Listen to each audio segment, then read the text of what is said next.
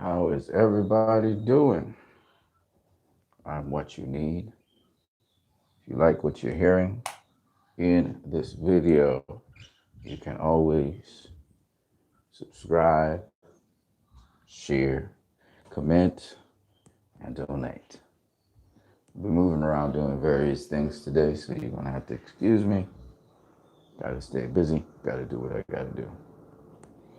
But as you can see from the title, we're going to talk a little bit more about Canelo versus Kovalev again. And we're also going to talk about, let me pull up.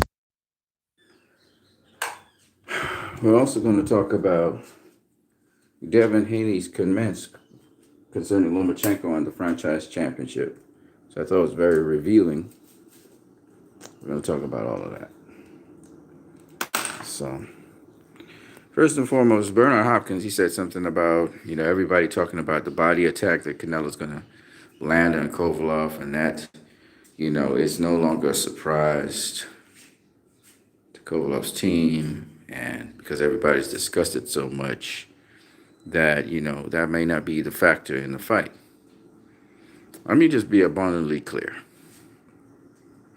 It don't matter if we discuss it or not. I'm going to tell you why. It's not about the fact that Canelo has to go to Kovalev's body, which everybody knows. It's how he does it. Okay? So it really doesn't matter. We could talk game plans of fighters. We could talk what this fighter's supposed to do. They always have keys to victory in fights, right? This fighter needs to do this, that fighter needs to do that, right? It's not a secret, okay? This stuff is not a secret. So it doesn't matter. Like, we know Canelo's going to go to the body. He's a body puncher. That's what he's going to do. Regardless of whether Kovalev was weak to the body or not, Canelo's going to go to Kovalev's body. That's just what he's going to do. All right. So I don't know why this is like a secret or anything. This is not so rocket science, right? Even if Kovalev's aware that Canelo's going to go to his body and he's going to try and take measures to stop Canelo from doing that, which he would have done anyway. That doesn't mean that Canelo won't go to his body. That doesn't mean that Canelo won't get inside. That doesn't mean that Canelo's not going to stop him to the body. All right. I'm listening to Buddy McGirt and their plan with Kovalev, kind of breaking down. And again, the general plan that Buddy McGirt has, which is the same thing he applied to Anthony Yard. It's a good plan. It increases Kovalev's chances. But I'm going to be honest. I mean, it's not going to stop Canelo from getting in there. Canelo is a veteran at this. He's very good at doing this. He's going to get in there. That's just what it is. Kovalev has, good power. He's bigger physically. He's got a game plan. They have a game plan. Tricks up their sleeves. I mean, and kudos to them. I mean, listen, a lot of you guys are going to be still on the fence about this fight. And I'm going to tell you guys again, as it gets closer and closer to the fight, you guys are going to have second thoughts. But the fight's going to go exactly like what most of us initially have been saying. Canelo is going to stop Kovalev to the body. And you guys are going to be like, yeah, right. He's going to stop him to the body. This is not rocket science. Okay, everything that Buddy McGirt has been saying about Kovalev's plan and strategy, even the stuff he revealed about punching him everywhere and we're going to try and mug him and impose our size, you're supposed to have to do that. And like I said, Buddy McGirt is talking about changing levels and trying to get below Canelo. All of that makes perfect sense. Danny Jacobs did the same thing. But I'm going to say this again. See, a lot of people don't understand what I'm saying. That ain't going to help. All right? Listen. So you guys can get a good picture of this fight. And that's why I said it was a shit fight from the get-go. You're going to see the best Sergey Kovalev, okay? I truly believe Kovalev is going to put some heat on his shots on Canelo to keep Canelo honest on the outside. The typical outboxer uses uppercuts. They use short shots when a shorter fighter is coming on the inside to keep you on the outside. So he's going to try and keep Canelo on the outside. This is what he has to do. All right. I heard Buddy McGirt say he's going to try and turn Canelo. Good luck on that. Okay. Good luck on that. Turning him is not going to work because Canelo has precise footwork. You're going to turn down the wrong angle and Canelo going to catch you. But I'm just revealing things because it doesn't really matter right now. Okay. The problem with this is this. Canelo uses a lot of tricks. He's got a lot of tricks up his sleeve, okay? And when you think he's in a certain place, he's not. He's really in another place. And that's a totally different story for another day. That's a la Floyd Mayweather, Pernell Whitaker, etc. But not even to talk about that shit. Because Danny Jacobs is a much better fighter than Sergey Kovalev. Like I said before, he's much more skilled. Just in almost every area, he's better, okay? They say he don't have the punching power like Kovalev. He used a different action. So you can't say that he don't have the punching power because they both have the same KO ratio. Okay? He have a different action for how he punches. But don't get it twisted. Danny Jacobs can punch. Okay? But that's besides the point. The point is, Canelo fought a better fighter than Kovalev. All right? Who was doing exactly the thing that Buddy McGirt is talking about. You ever heard Roger talk about the circle? The defensive circle. That's what Danny Jacob was doing on Canelo. It didn't work. Okay? The defensive circle doesn't work. You know why? When you try to circle a guy? Because Canelo come in at a weird angle. Canelo does things that James Toney do. He moves his entire upper body. So when you're trying to land a shot on Canelo, and the other thing about Canelo is a lot of tricks Canelo got. Okay? It's just a lot more complicated than you think. Okay? There's a reason why Canelo was able to walk down Julio Cesar Chavez Jr. It wasn't just because he was throwing the jabs and out jabbing. He was coming off of a weird angle on him. He was coming off these weird ass angles that Chavez Jr. never seen. Because not only does he move his upper body, but he also places his feet in a position, which is precise footwork, we call it, where he's off at an angle on you. And you don't realize that because you're looking at his upper body. You have to look at his feet. And even when you look at his feet, his upper body can turn, so he can turn his whole entire torso. So when you're trying to throw a shot thinking he's straight on, he's actually side on you, and he can come back with a counter on you. And you're going to throw your counter off the wrong line because of the way how he's positioned. So you have to look at his feet first of all right? His feet don't really give away his position because, like I said before, his upper body turns. He's a very complicated fighter, and people don't realize this shit. When Floyd beat him, Floyd beat Canelo because Floyd has the same attributes as Canelo. Kovalev don't have that shit. Buddy trying to make Kovalev into Floyd, he's not going to do that. They only won Floyd Mayweather. All right? And another thing that a lot of people just don't understand, Erislandy Lara don't got what Floyd have, okay? Danny Jacobs, the closest thing to Floyd Mayweather we've seen so far. Look what Canelo did to Danny. All right? And Danny got fucking skills. Danny can do all kinds of shit. That's why when you guys talk about Demetrius Andrews versus Canelo, I know Canelo beats Demetrius Andrews. It ain't going to be no easy fight.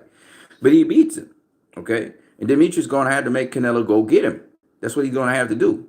The only way you have a chance against Canelo is if he has to go find you. If he has to go find you. That's where your advantage lies. And you can catch him with something. You know, you have to trap set him and you have to make him go find you.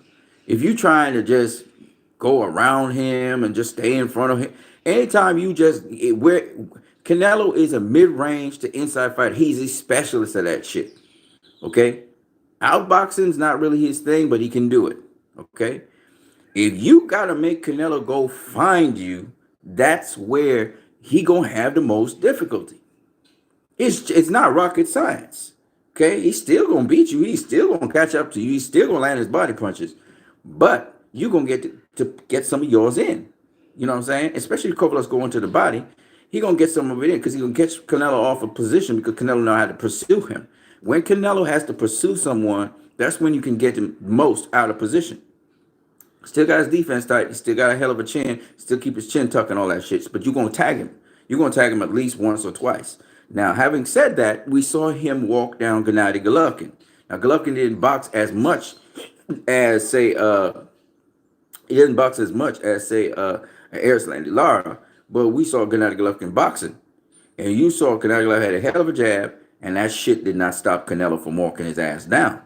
So if you think that this Canelo is the Canelo that faced Erislandy Lara or the Canelo that faced Floyd Mayweather, you're wrong. This Canelo even worse. You saw what he did to Amir Khan, okay? A much faster fighter, all right? He wasn't really tagging Canelo like that because he was still using his defense. Canelo would snap back and all that shit and roll shots and shit. But Canelo can walk you down. So he can walk you down. He can cut off the ring if he needs to. even though he doesn't do that so much, but he could do it if he wants to. Even the smaller fighter, Canelo will walk you down, but he's very systematic in how he does shit. You know, he remind me a little bit of Danny Garcia in the sense that he's not gonna waste energy just walking you down excessively. He's not gonna just follow you around the ring. He breaks the ring up into sectors, and if you are just staying on the outside, not engaging, he's gonna just stand right there and wait for you to come to him. So he's not gonna chase you down, okay? But he's gonna slowly close the distance on you, slowly close the distance on you, slowly put the pressure on you. Okay, and he's a boxer, so he's not going to come right in on you like that. Sometimes he would, but most of the time he won't. So I mean, everything that Buddy McGirt is saying is exactly the things I think he should be telling Sergey Kovalev. Um, but you got to understand, Canelo been doing this for a good minute, and Sergey is now being reminded of things he did in the past, which is cool, but a reminder is not enough. You know, and you must be able to infight. You must be able to do inside game. Against a guy like Canelo, it's just not good. You know, that's why I said Floyd would beat Thomas to Hitman Hearns. He'd get to the inside of Hearns, and then it's curtains from there. You know, that's what Ray Leonard did. He got to the inside. And once you got a two guard, you can have a high guard. You can mix your high guard with other things. You could walk a fighter down. You can walk a dude down like Sergey Kovalev. You keep your high guard, you bob and weave, you dip. You gonna get him. You gonna get to the inside. Okay, it don't matter what Kovalev try to do. He might try to throw an uppercut here or there. You dip under the uppercut. You know, he gonna try and dip low to try and catch you as well. We saw it with Sean Porter versus Errol Spence. Errol Spence had a hell of a jab. Porter got in. He was from the southpaw stance, plus his lead left. Porter still got in on him. And I'm saying that's what's gonna happen. This is not Mikey Garcia versus Errol Spence. This is a totally different fight. Totally different fight with totally different tools. These guys have different types of tools that they can use to get in on the inside. You know, Andy Ruiz, he gonna do the same thing that Anthony Joshua did before because he's able to get below a jab. You know, once you can get under a guy's jab or get around a guy's jab, you don't have to get under it. You just gotta get around it, right? You're gonna have no problems. Kovalev got a hell of a jab. Canelo's team obviously is aware of that, but at the same time, a lot of the fighters that Canelo has faced have hell of jabs. I don't think Kovalev is a better jabber than those guys Canelo faced. All of them had great jabs. Great jabs. Okay, you talk about Lara. Lara had a great jab. You know, great left hand. You know, Gennady Golovkin had a great jab, great right hand. Danny Jacobs, great jab, great right hand. You know, these are the guys he faced. Miguel Cotto had a hell of a jab. You know what I'm saying? He was able to get through and do what he needed to do against those guys. So if you think that Kovalev's jab is gonna stop Canelo, you know Canelo's supposed to be concerned in his camp about Kovalev's jab. I just don't see. I don't see it, folks. I don't see it. I don't see it. I don't see it. I don't see it. Right? Canelo has specialized in getting and nullifying the jab and getting past the jab.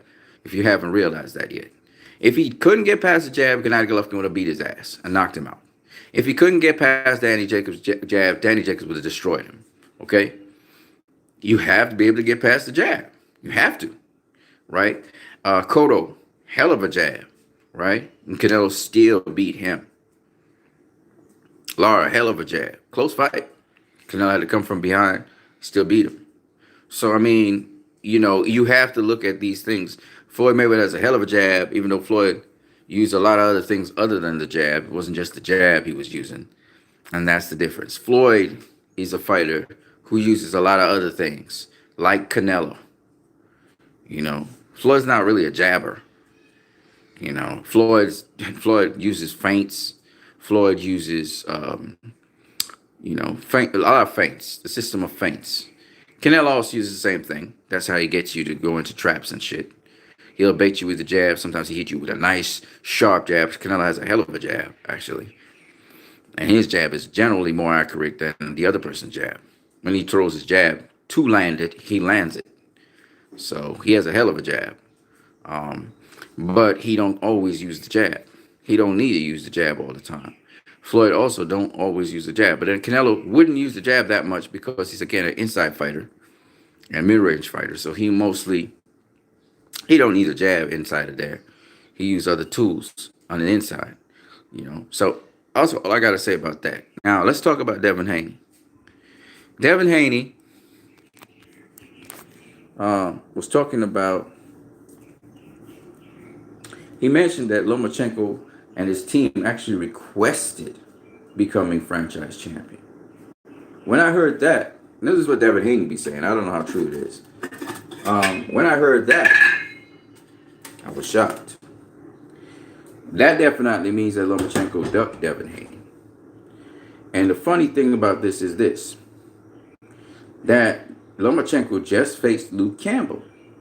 Now, you can't say that Devin Haney is just a prospect.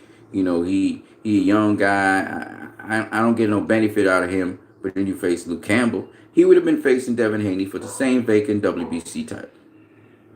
Now that he has the WBC title, he would have faced Devin Haney. Devin Haney was supposed to face, actually, this is what was going on. Devin Haney was number 3. Luke Campbell was number 1. Devin Haney wanted to face Luke Campbell for the WBC vacant title. Okay? Abdullah, the guy who Devin Haney dusted, he was supposed to face Luke Campbell. Abdullah was going to step aside so Devin Haney would face Luke Campbell for the WBC vacant title. Luke Campbell chose instead to face Lomachenko for the WBC vacant title. So that's how that went down. Luke Campbell could have faced Abdullah or Devin Haney for that title. He would have been the WBC champion. All right. So when Luke Campbell says that, you know, he don't think Devin Haney deserved it and he could have had the title, well, he could have faced Devin Haney. He could have faced Devin Haney for the title, according to Devin Haney. So, which means he's going to be talking. And anyway, how you take it, I think Devin Haney is going to face Luke Campbell anyway. Because Devin Haney said, okay, if you think I don't deserve this title, come take it from me. He welcomes all challengers, you know.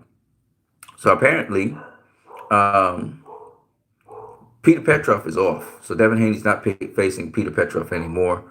I'm kind of happy for Peter Petrov because I didn't want to see him get stopped again. You know, Marcus went down and ran through him, and I think Devin Haney would have just destroyed him.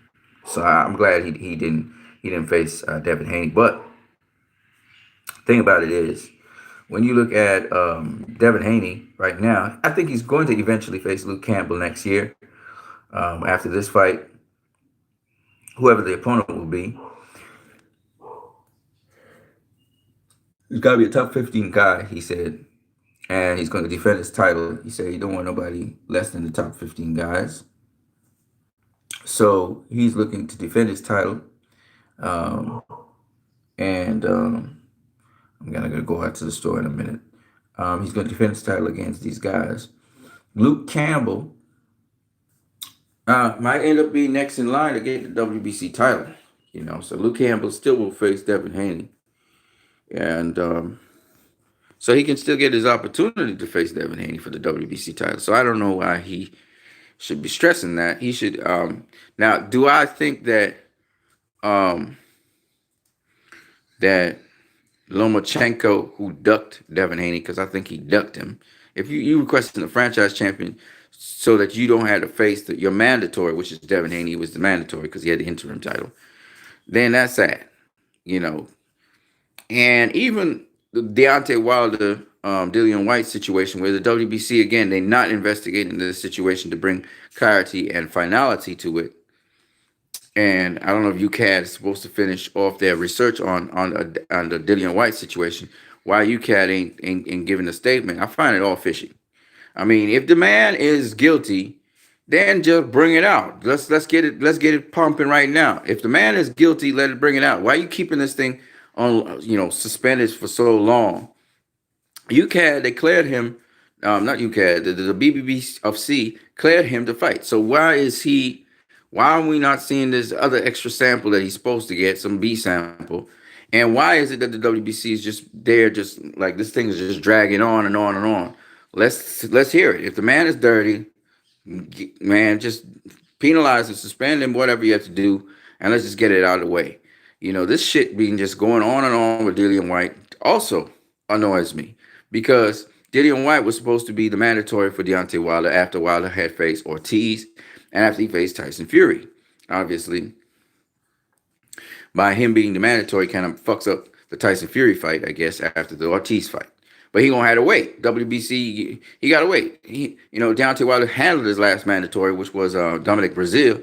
So he would have to wait. I think it takes about like 6 to 8 months or something like that, whatever. So he would have had to wait in line, but he would have gotten his shot. Now, what's happening is I'm hearing that Usyk might be lined up for the WBO title. All right, cool for him. Against Andy Ruiz, I don't know if he want to face Andy Ruiz right now. Andy Ruiz, I don't know about that, but we'll see. But when it comes to Deontay Wilder, on the other hand, this man was mandatory for Deontay Wilder, Dillian White. So let's find out what's happening. If the man's dirty, just let us know the man's dirty, and let's just move on. Okay? As you can't finish with whatever they got supposed to do, or whatever samples, or whatever they're supposed to do. If they done, then what is the WBC doing? Why are they taking so long? This should be an open and shut case. So that Dillian White issue, I think they're gonna draw that shit out indefinitely, and this motherfucker ain't gonna be no mandatory to Deontay Wilder. Now, the other thing is the WBC been bullshitting us with this franchise championship. Okay, a lot of us, when we think about the franchise champion, it don't make no damn sense. You're a franchise champion for life, right? So they're saying that by Canelo beating Kovalev, he will legitimize the franchise championship, which is why a lot of people are rooting for Kovalev to beat Canelo so that it can look like bullshit, like it's a bullshit title, and WBC have to recall that title because it don't make no sense. How you can be a franchise champion for life? That don't make no damn sense, man.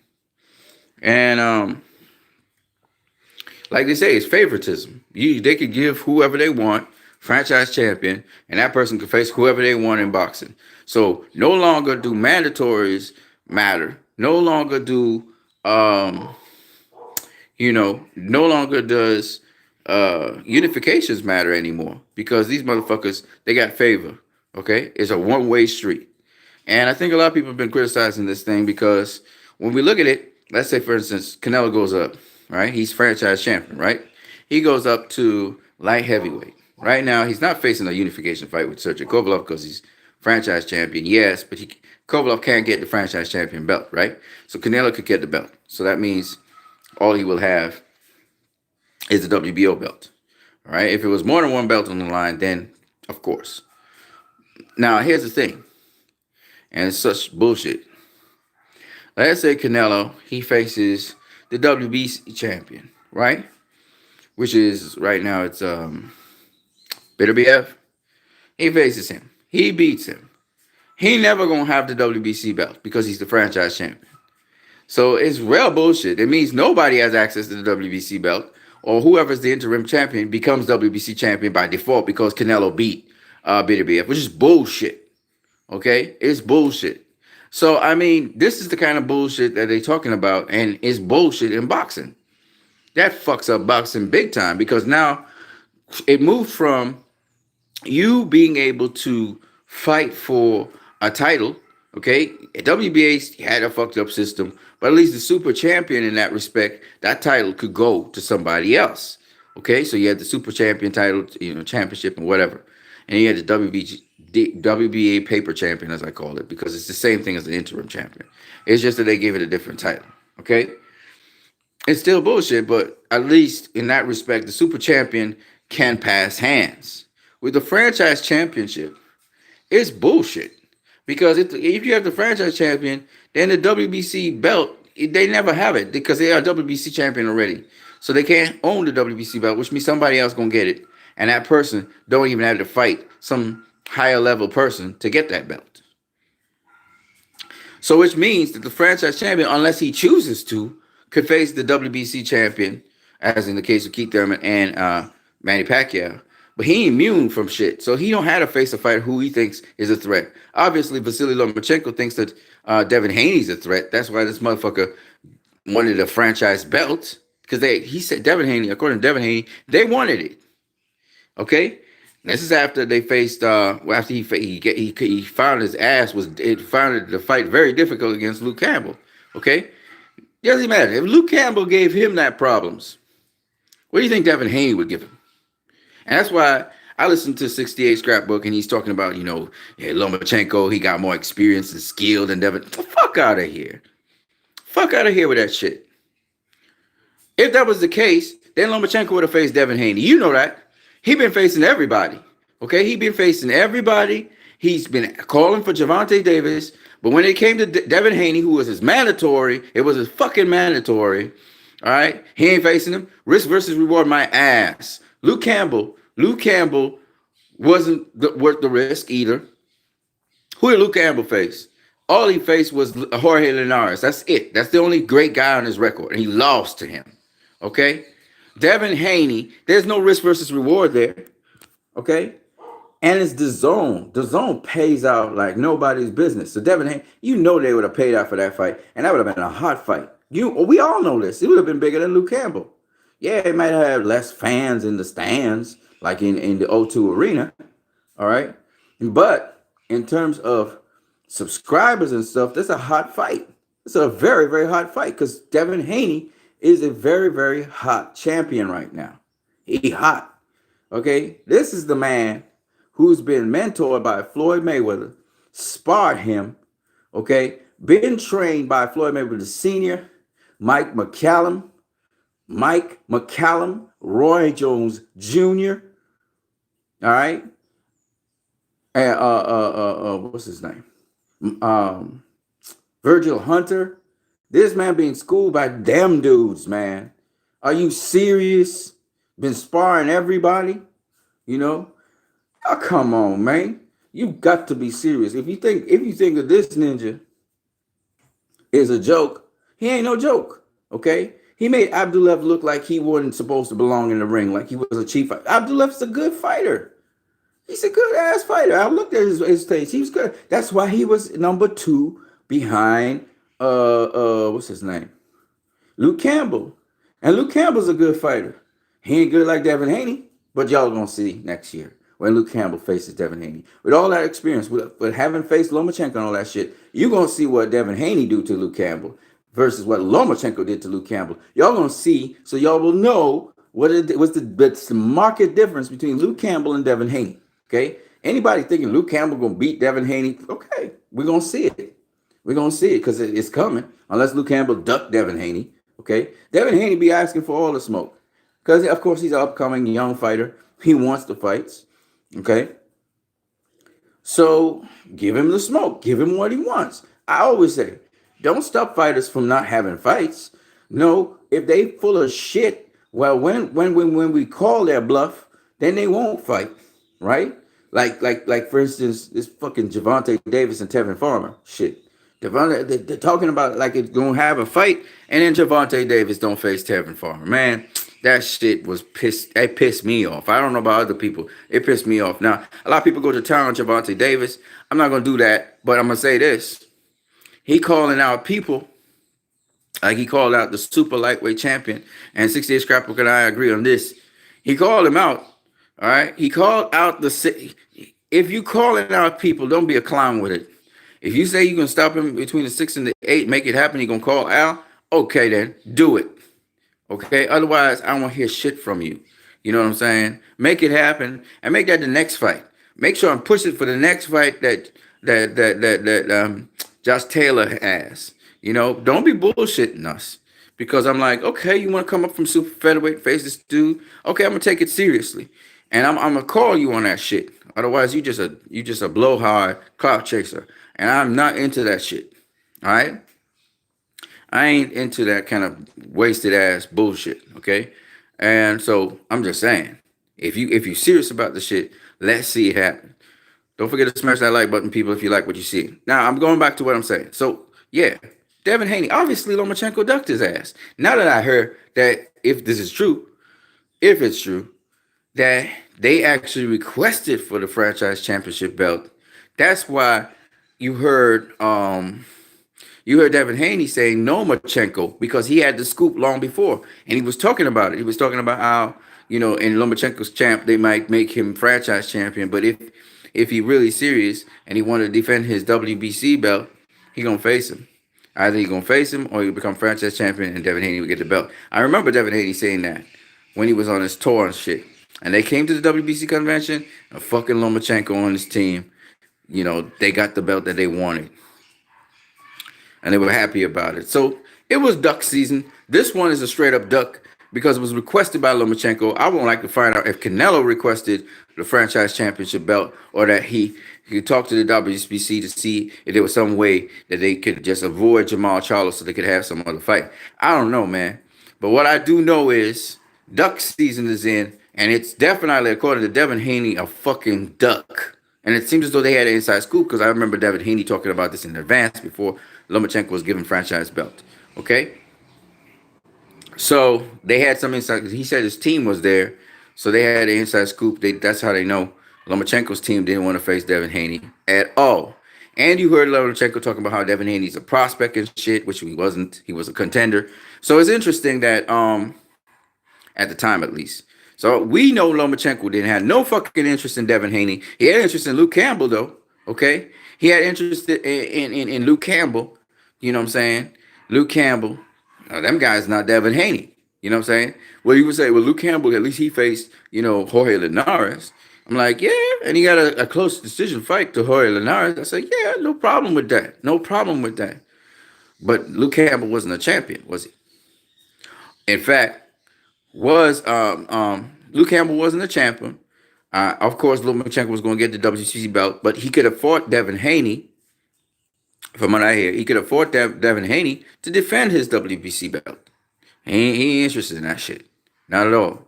So he ducked him. Okay? He ducked him. He gonna face the winner of Richard Comey and Teofimo, which was a unification bout. Okay, fine. Then he didn't duck him. Because you can't say he ducked him and he faced a better comparable competition. So I can't say he ducked Devin Haney. So I have to retract my statement. He did not duck Devin Haney. But he definitely didn't want to fight Devin Haney. Okay? He's saying it's a high risk, low reward. I think I'm gonna put it this way to you guys. I understand what people saying, okay, but like some people say, he talking about his dream fight would have been to face Floyd Mayweather, right? I'm not saying Devin Haney's Floyd Mayweather at all. In fact, I think he's Floyd Mayweather 2.0. I think he's going to be better than Floyd when all is said and done.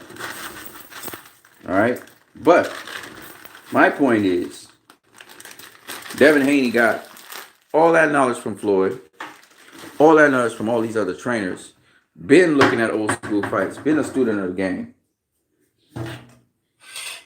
I think in all of the young prospects out there, I think Devin Haney's the man. He gonna rise above all of them. Floyd be pushing Gervonta Davis.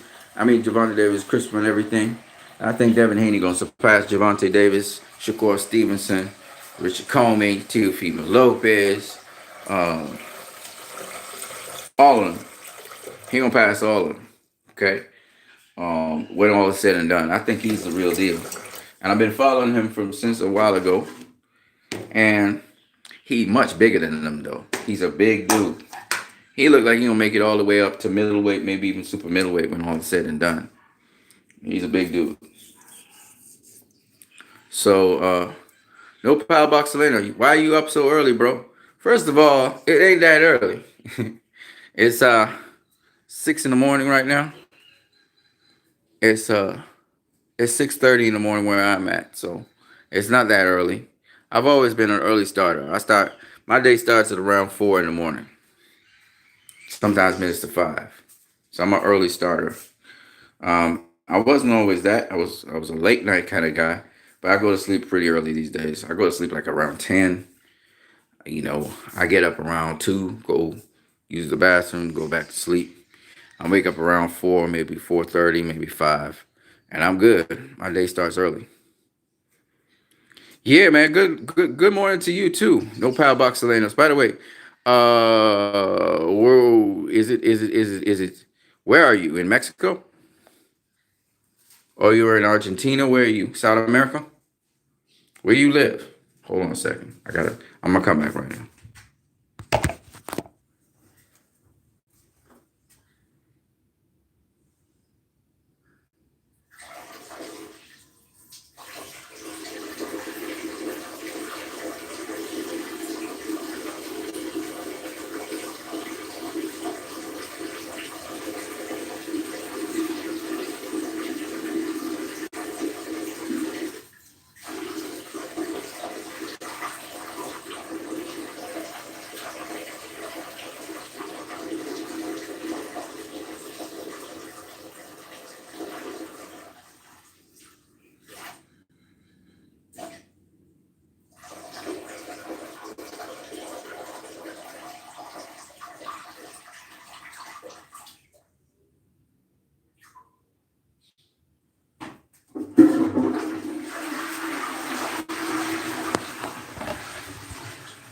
Here's the thing with when I talk about, because a lot of people just don't understand what I'm saying.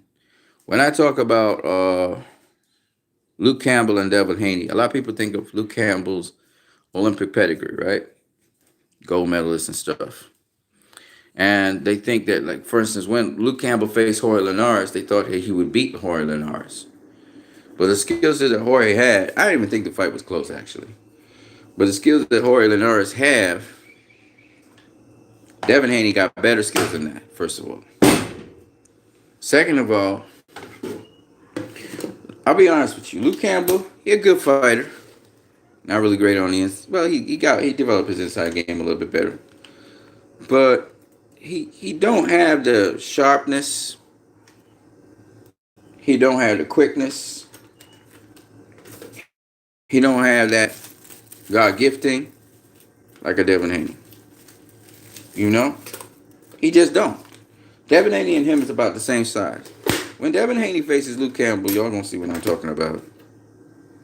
Y'all understand why there's just levels to boxing. And Haney's on a completely different level to Luke Campbell. Luke Campbell gonna get a shot. He gonna get a shot. He gonna get a shot against Devin Haney.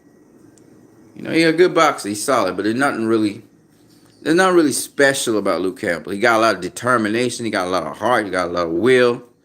You know, but he ain't nothing special, right? And that's the difference. You know,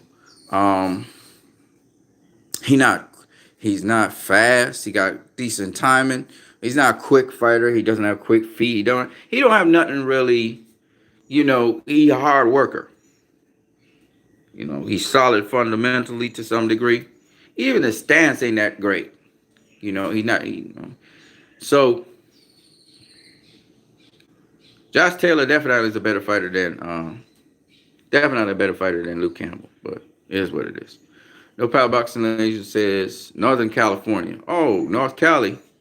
Oh, you 3 hours ahead of us. I'm behind us. So right now it's like 3 in the morning, 3 something in the morning, 3:30, 3:40. That's why. What are you doing what are you doing up so early? No Power Boxing says, I think Haney will easily clip Loma with a shot, but I think Loma Camp is going to wait Haney out because Haney will move up in weight. Yeah, they want him to go to super lightweight. That's right.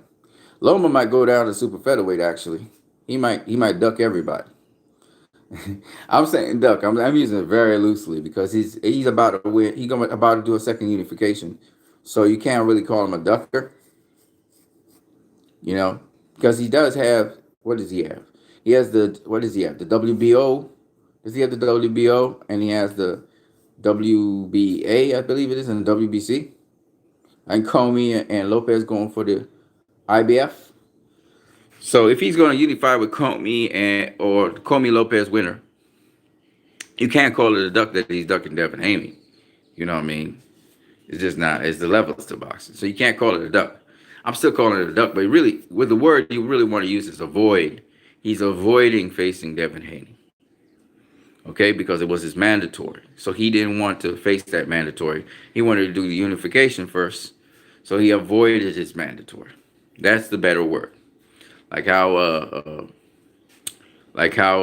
Thomas Hearns avoided Mike McCallum as his mandatory, and he went up and faced Hearns and got his ass knocked out. Haney would probably end up welterweight, and by then no one will say Loma ducked him because it's like reverse weight bullying. He more than will end up in welterweight. He going, like I said before, Devin Haney's a big dude. I told you he might go all the way up to super middleweight. He's a big dude. He's big. He's a big dude. And weight bullying is bullshit. It's bullshit. Because Mayweather faced guys much bigger than him. Nobody ever talked about weight bullying. So that's bullshit. That's bullshit. Guys outweighed Mayweather about 19 pounds. What? Canelo was a weight bully on Floyd? 165. The Floyd's 150. 15 pounds heavier. Ain't nobody talking about that shit. He wasn't a weight bully then. Josh Taylor wasn't a weight bully against Regis Prograis. Much bigger than Regis Prograis. And was actually using his weight and size against him, even though Prograis I thought won. You want a weight bully too? Come on, man. You know, people come with some big.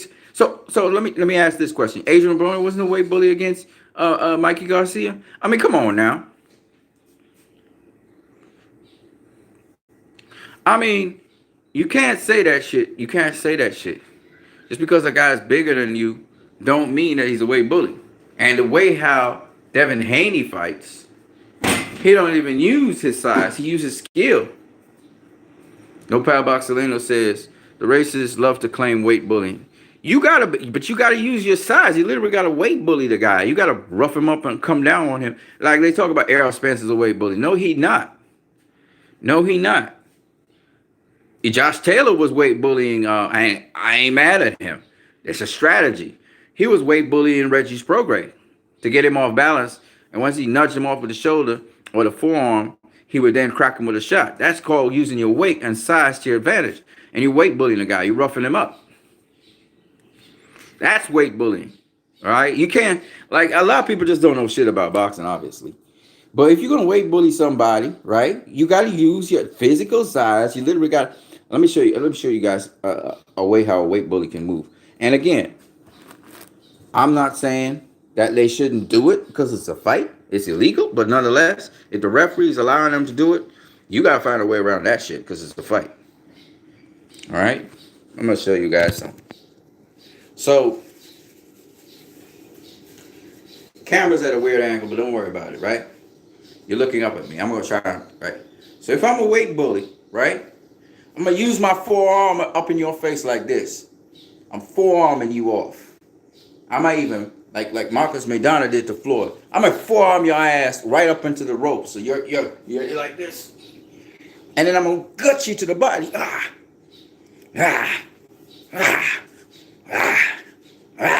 Okay, I'm going to gut you to the body. I'm using my weight, my size, and my strength, my physical strength, to pin you down and do whatever I want to do. That's being weight bully. All right? Or I lock you up on the inside here. I lock you up, and I wrestle you this way. I'm wrestling you this way. And I catch you with an uppercut at the same time. I'm holding you and hitting. Holding and hitting is illegal. But I hold and hit you. I rough you up. Nobody said that Marcus Maidana was a weight bully. Right?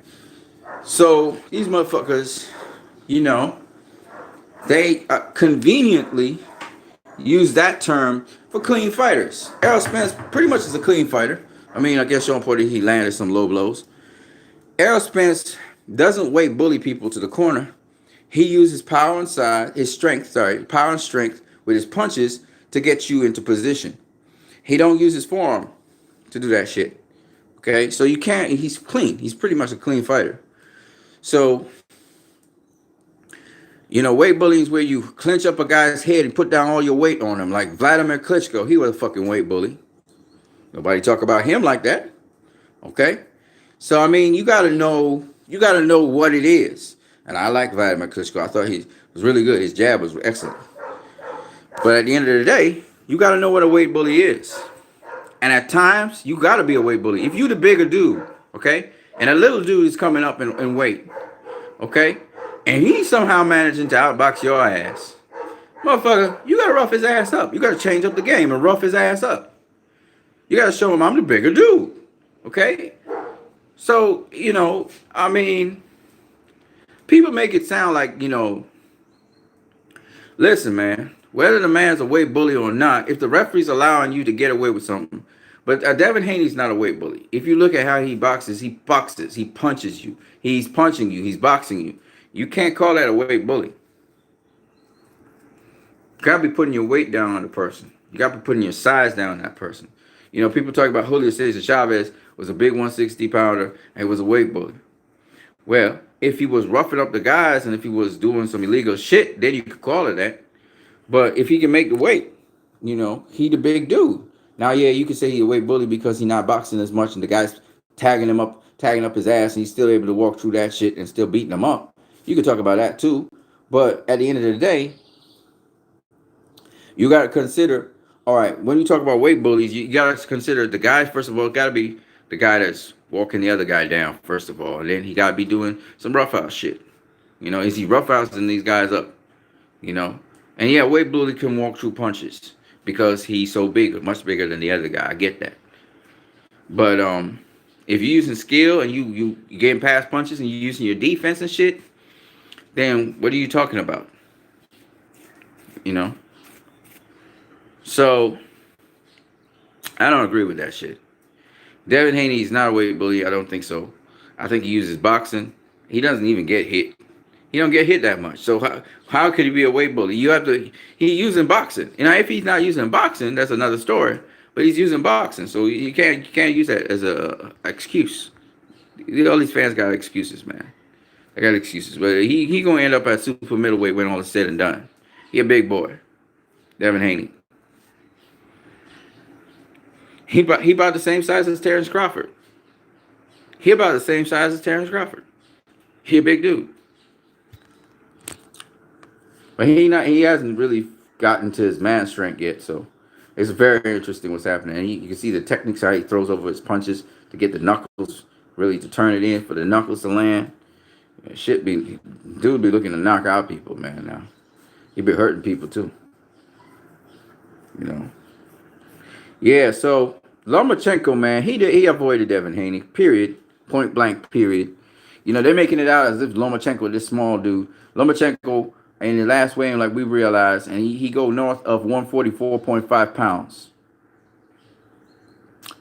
Yo, my mojo so dope 23 says Floyd weight bully Shane Mosley. Get the fuck out of here. You serious, bro? Shane Mosley was the bigger dude. Shane Mosley fought Antonio Margarito, a huge welterweight, and knocked his ass out. Shane Mosley just came down from knocking out Ricardo Mayorga at super welterweight. What the fuck are you talking about? Mosley's the bigger dude. That's why he was able to rock Floyd like that. Floyd is physically strong for his size, but don't get it twisted. He ain't bigger than Shane Mosley. Mosley always been bigger than Floyd. Always. So it's amazing. Okay, I'll give you another example. Floyd went toe-to-toe with Marcos Maidana. Marcos Maidana was 165 pounds. Floyd came in 146. Marcos Maidana outweighed Floyd by 19 fucking pounds.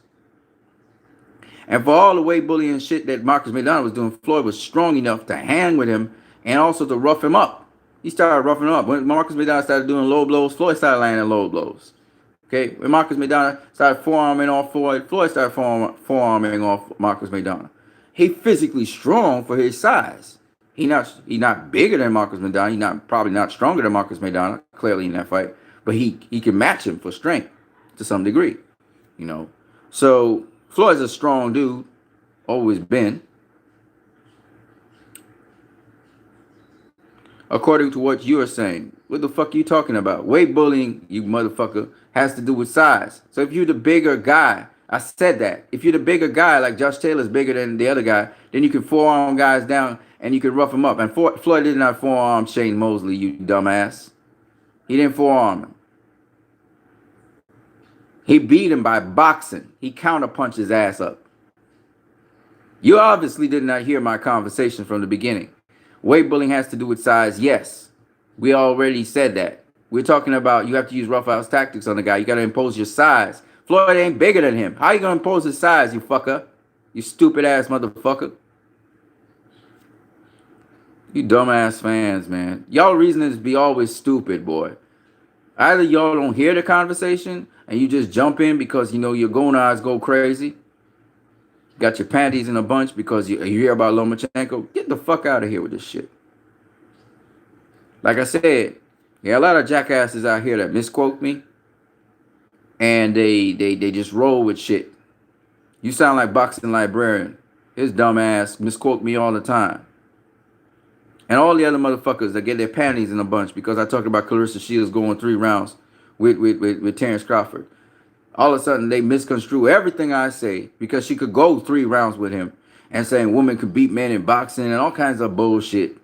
Y'all motherfuckers don't know how to even interpret shit because your senses, your emotions You got like girly emotions. Y'all just go all up in the place. And you're not listening to shit anymore.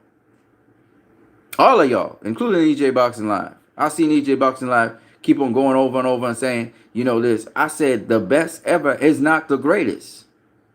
And these motherfuckers was just come back. Oh, you saying that Floyd's the greatest? I'll be like, motherfucker, I just said the best ever is not the greatest. What the fuck do I have to say to you so you can understand? And they just go right back and say the same shit. Why? Because their emotions, their panties all up in a bunch. You know what I'm saying? Their emotions, they all up in their emotions. So they can't hear shit that I say. They can't hear shit that I say. I can repeat it to the mountains. They're not going to hear a word I say. All your motherfuckers stupid. Y'all stupid. You know. I say specific things.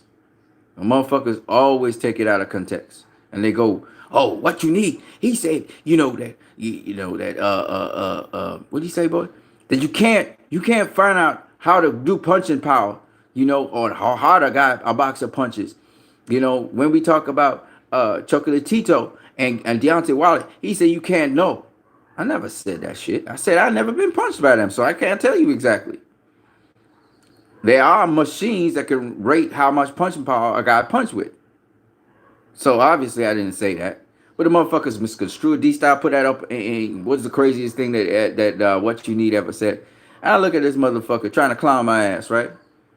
And I'm looking at him like, you dumbass motherfucker. You get all up in your panties. You can't even hear what I'm saying when I talk about boxing. You all up in your panties, pissing it down. Because I said, I personally don't know how hard Deontay Wilder or Chocolatito hit because I've never been hit by them. Now you hear boxers in the boxing media saying the same thing. Andrew Ward even talking about how punching power, really, what does that mean? Like he don't like talking about that shit. I don't like talking about that shit. When they ask me who's the hardest puncher of all time, I said Marcus McDonald. I didn't give a fuck. Just pick somebody who punch hard. You know why? Because punching hard doesn't necessarily mean look at Provodnikov. He punched fucking hard. We all know this. We don't know how hard he punched, but he punched hard. We know that because he wrecked motherfucking Chris Algieri's face. He knocked the fuck out of certain people, and then he wrecked other people. Now his knockout percentage is not as high as the brutality that he's done to people. He's mashed up people's faces and he's broken people's orbital boards and shit, and people still continue to fight him.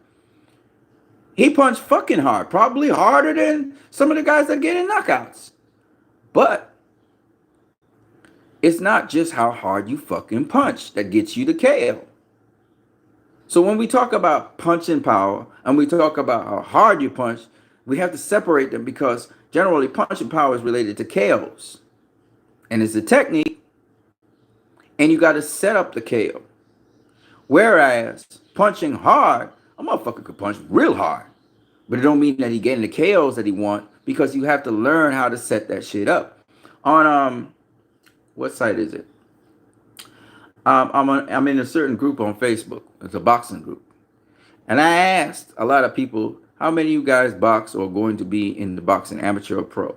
And I got a number of people who actually answered me. Those people could vouch for what I'm saying. If you've never done boxing in your fucking life, you're not going to understand what the fuck I'm talking about. You're just not going to. Okay?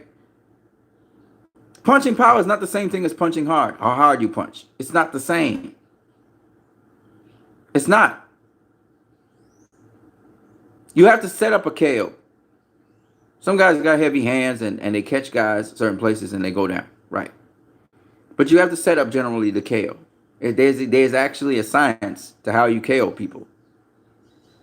And you may not have the greatest punching power in the world. It may be that you're just so clinical with how you place your punches, which is another factor, that you get the KO.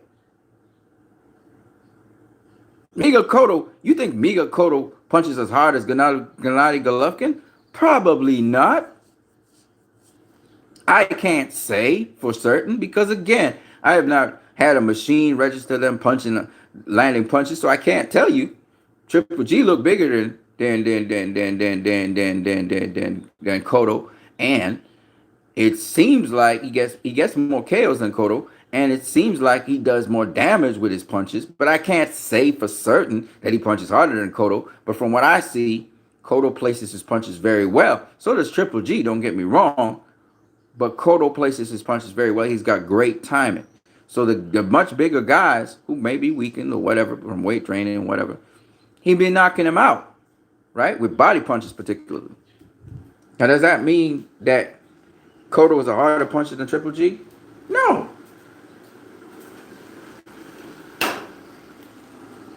Doesn't mean he places punches better than Triple G? No. But my point is he's a much smaller guy than Triple G. We doing this for a fact. Cotto's not a 160 pounder. Went right down after losing the middleweight title to fight at 154 easy.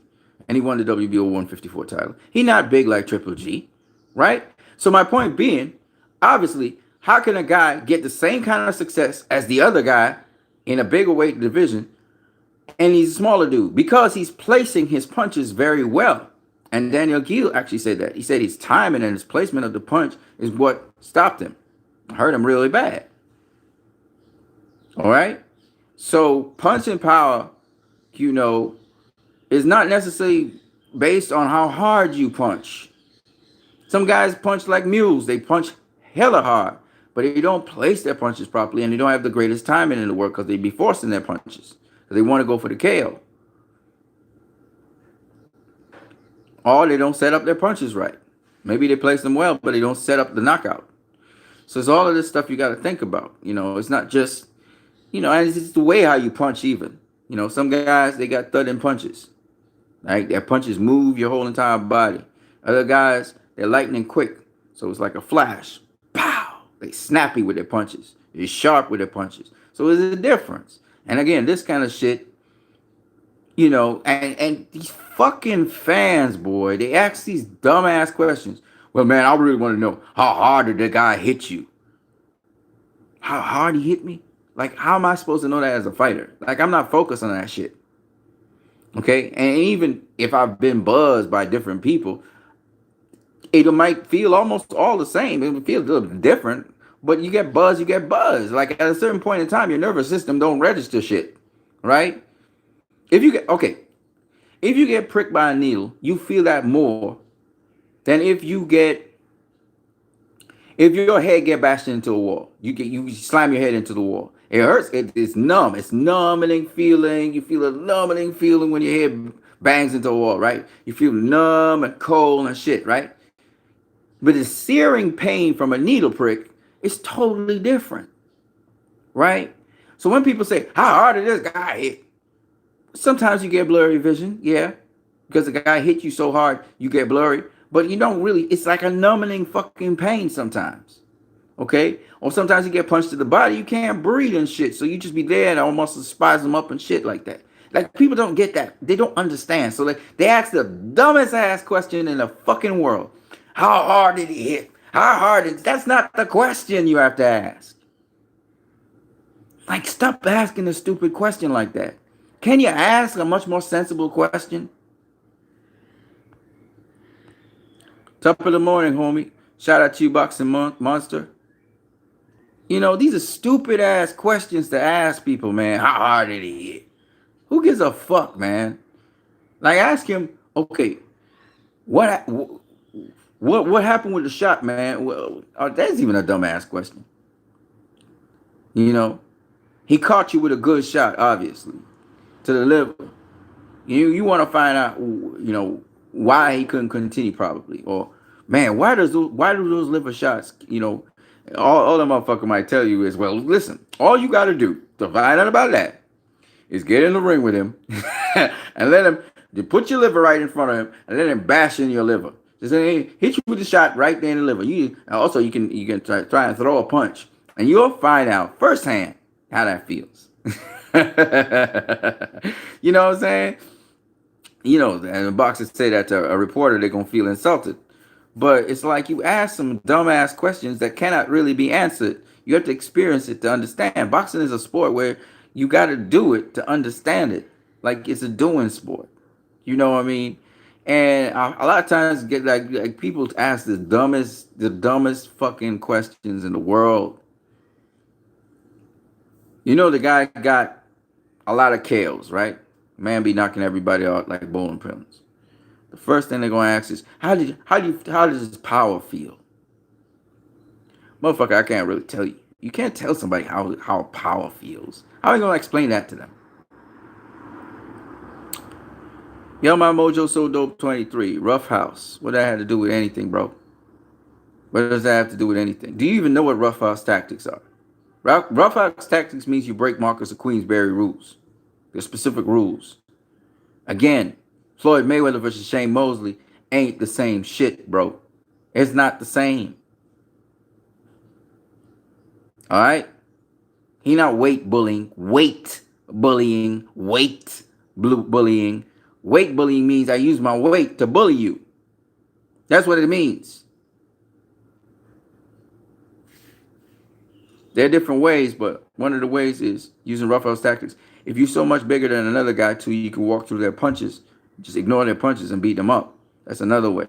Because you're so much bigger than them that their punches don't have the effect on you that they would have with somebody with comparable size. So that's where we talk about weight bullying. You're even worried about what they throwing back at you. You just walk their ass down. So that's what a weight bully is. And usually weight bullies, they either use rough house tactics because they're much bigger, so they can push the other guy around because they got size, they're stronger, or they just walking through the punches and just beating your ass up. You know what I mean? They don't even care about what you got to throw back. And Errol Spence is not that guy because he actually got defense. He don't just walk through fighters. He'll walk them down, but he ain't gonna walk through them. He's still careful enough and has defense enough to watch what they're firing back. So you can't call him a weight bully. He a big dude, but he's not a weight bully. You can't call Kell Brook a weight bully. He a big dude, big welterweight. He's not a weight bully. He classy, got good boxing skill. Errol break you down, try and get you to the body. All right, just different strategies. Okay, Keith Thurman's quick, unpredictable, unorthodox angles. He's not a weight bully. He's a big fucking welterweight, but he's not a weight bully. Right? Sean Porter. Oh, that motherfucker will bully your ass. He'll rough you up on the inside. He'll do all kinds of shit. The only reason why Sean Porter is not considered a weight bully, which he could be considered, is because he walk around about 159, 158. So he's about 10, 11 pounds near to the welterweight limit. Sometimes he walk around 160 something, 162, 163. He a big dude. All right, but he crumpled down into welterweight and he's managed to stay in welterweight. But he can be considered a weight bully. All right, because he's a big dude. He's like a super middleweight, really. When he's, walking around or whatever, he's big. He's big. He's a big dude. He could be considered a weight bully if you wanted to. But we don't consider him a weight bully. But yeah, he be walking through people punches and shit too. But he still has defense. He still bobs and weaves. He does all those things. He's not like Julio Cesar Chavez Jr., who is just walking through guys. He didn't have no defense, nothing. He just walked through them. He's not, Sean Porter's not that. But, he does use rough house tactics. He does rough you up on the inside. But is he using illegal Marcus of Queensberry rules? Not really. So you can't really call him a weight bully as well. Because he's very aggressive, but he boxes you. He's still boxing you. He's infighting and boxing you. He'll sometimes butcher you with the head. He definitely weight bullied Devin Alexander. He was putting him up on all kinds of shit. He was really using size against Devin Alexander.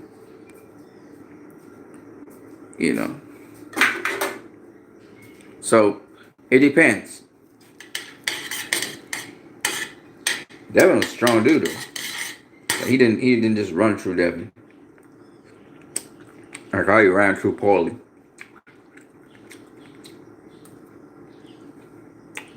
He ran through Paulie.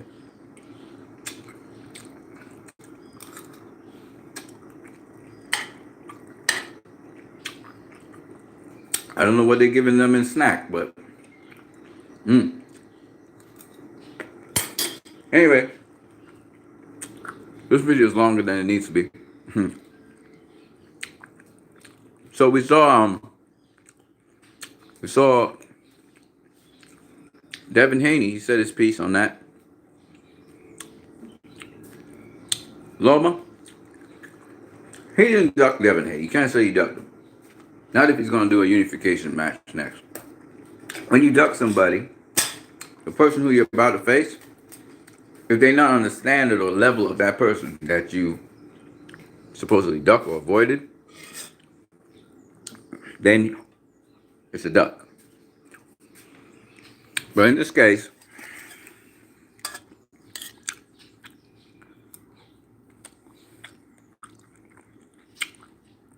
Loma going to be facing a world champion who's on the same level now as Devin Haney. Devin Haney's also a world champion now.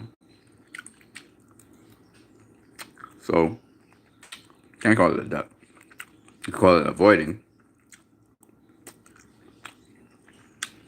And you can't call Devin Haney anymore a prospect because he's a world champion now.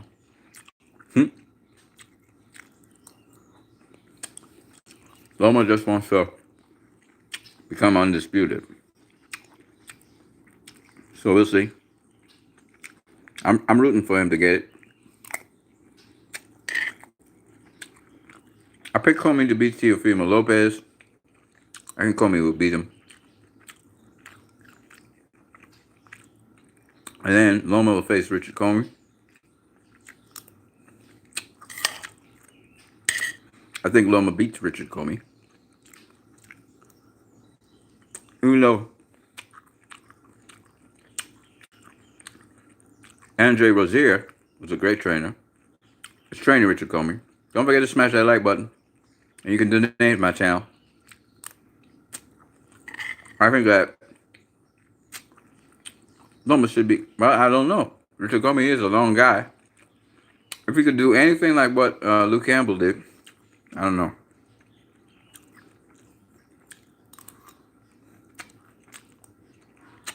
I don't know much about Richard Comey.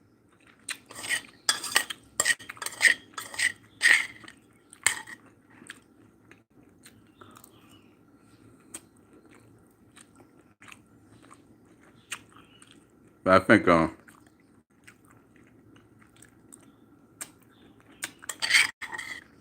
if Comey wins, he gonna get that Loma fight. Congrats to him.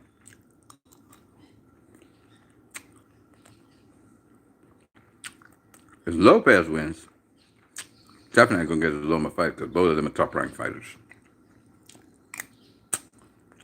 That stuff should be easy to make.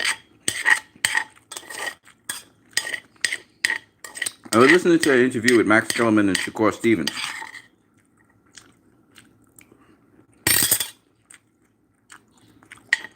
And Shakur Stevens was talking about having a Josh Warrington fight. He wants Josh Warrington next. And the reason he gave us Frank Warren and Bahrain have a good working relationship. And Josh Warrington ain't got no fighter right now lined up.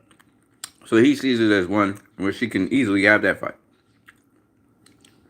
And then he was asked the question by the Max Kellerman, who does he think is the best featherweight in the division? Without hesitation, Shakur said,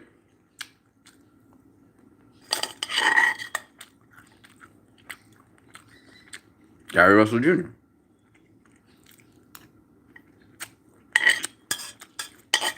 So Max asked him if he thought Leo Santa Cruz was the best. And when he wanted to face Leo Santa Cruz. And Shakur was like, he basic.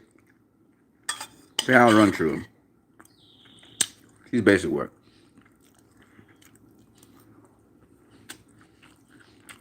It's interesting.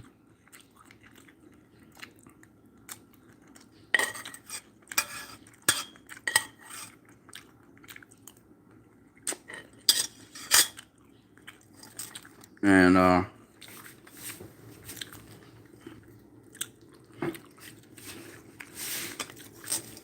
think that Shakur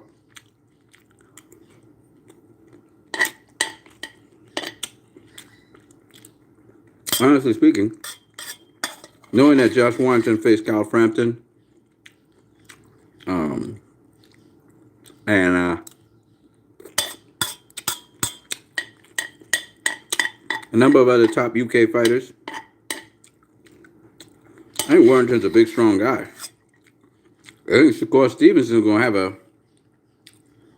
an interesting fight on his hands because Warrington could box a bit, but he's known for his strength and his fighting spirit.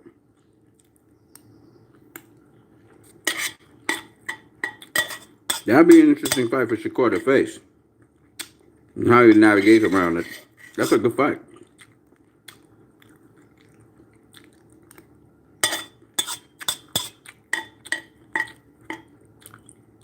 And Warrington ain't no punk.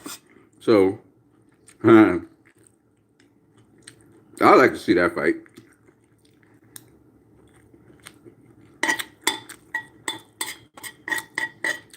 I would like to see Shakur versus Josh Warrington. Again, as a boxing fan, I'm never going to turn that shit down. But I'll be honest with you. Warrington can fight and he's strong.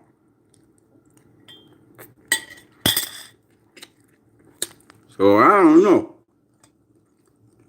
if Shakur could actually... It wouldn't be easy for Shakur, I can tell you that.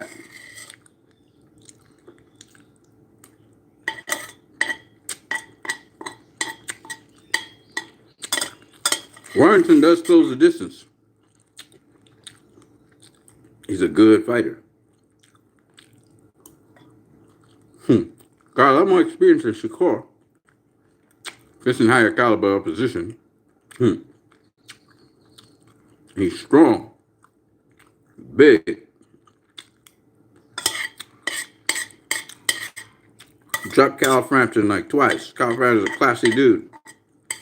Warrington makes you fight. I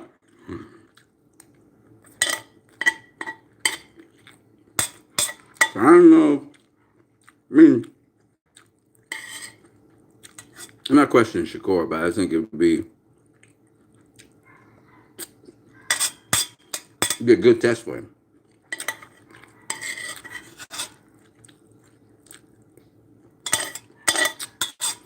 It'd be a very good test for him.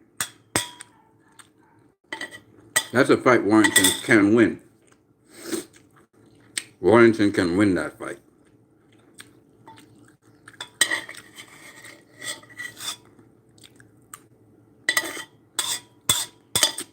Would I like to see it? Absolutely.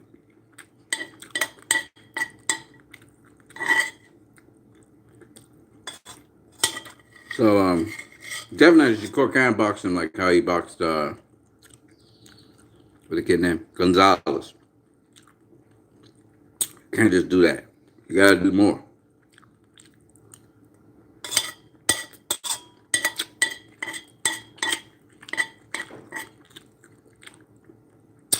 And then the question would be, where would it be held?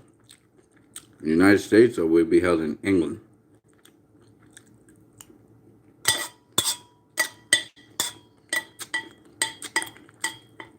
Let me say the UK, the United Kingdom. England is one of the kingdoms there. You've got Wales, Scotland, England, and possibly Ireland. Is Ireland part of England? I think so. Maybe, maybe not.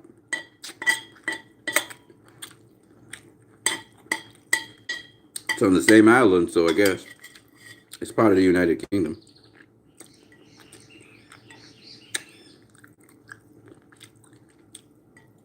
Yeah. So,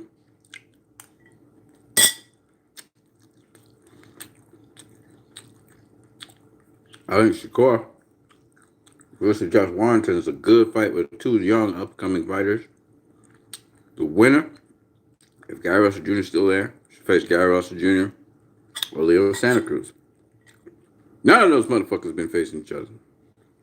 I think Leo has faced Cal Frampton when Cal Frampton was champion, but that's about it.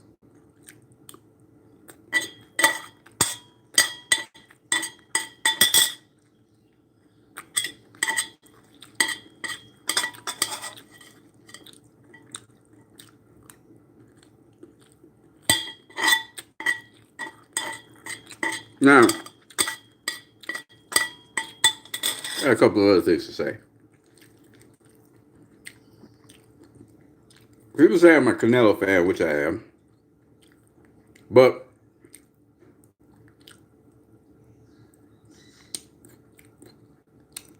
when I talk to you guys, we talk from a boxer's perspective.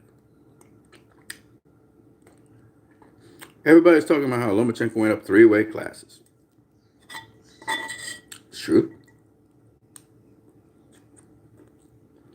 Went featherweight, super featherweight, lightweight.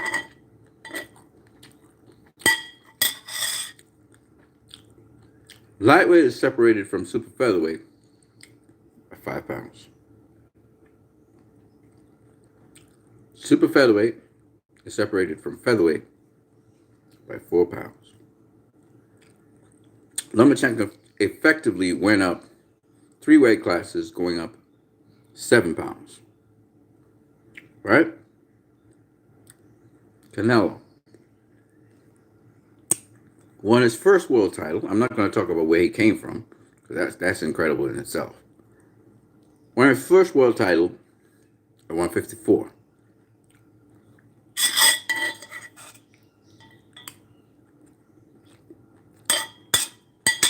No, this is going to sound funny,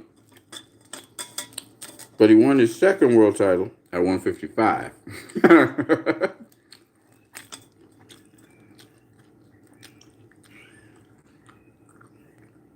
Well, not his first world title. His second world title was at 154 as well, because he unified. And then his third world title he won at 155. So against Cotto. Then he won his fourth world title at 154. Okay. But his fourth world title, which was against Gennady Golovkin, was at 160. That means he moved up 6 pounds.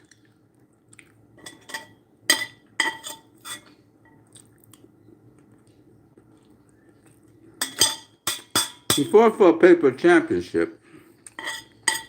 It's annoying as fuck to talk about, but nonetheless, that's true. At 168. Which means he moved up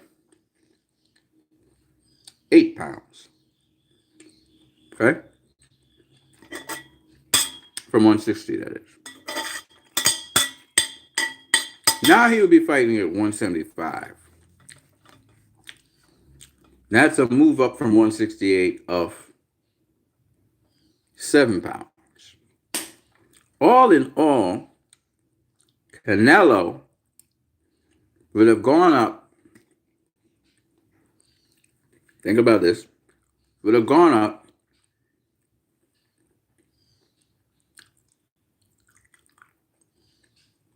21 pounds. 21 fucking pounds. From 154.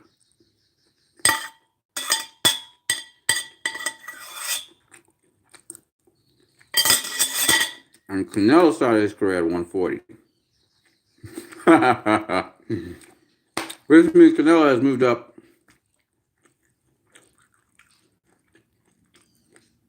21 at 14. 34 motherfucking pounds.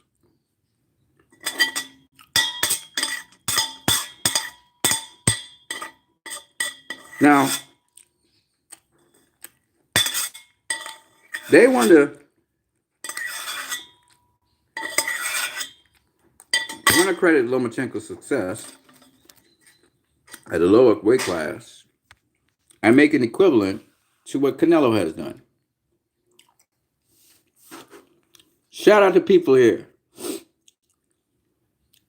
Boxing Monster says, Navarrete and Josh Taylor are examples of weight bullies. Yep. And nothing wrong with that. If you can make the weight, do it. It's a fight. Whatever you work to your advantage, Boxing Monster, do it. Now, people say they're weight bullies, but they got skill, though. You got to have skill to use that weight properly, right? Otherwise, you become a punching bag, right? And they know how to use their weight effectively to beat their opponent, even if their opponent can outskill them, as in the case with Pro Gray versus Taylor. The more skilled fighter was Pro Gray. My Mojo So Dope 23 says, you mentioned earlier utilizing forearms. Floyd controlled opponents through his whole career because he's physically strong on the inside while being smaller. Yeah, but Floyd don't. There's a difference between pushing with your forearm and pushing a guy back and just resting your forearm on the neck here. Okay, it's like Errol Spence do it too. You rest the forearm on the neck for a number of different reasons. One could be the opponent's coming in with their head, so you want to keep their head off of your body. So you just put the forearm there, so the head will come up against the forearm, and that helps you to keep your distance from them. All right? You measure with the forearm. It's kind of like I always try to explain to people, using the forearms like using a collapsed jab.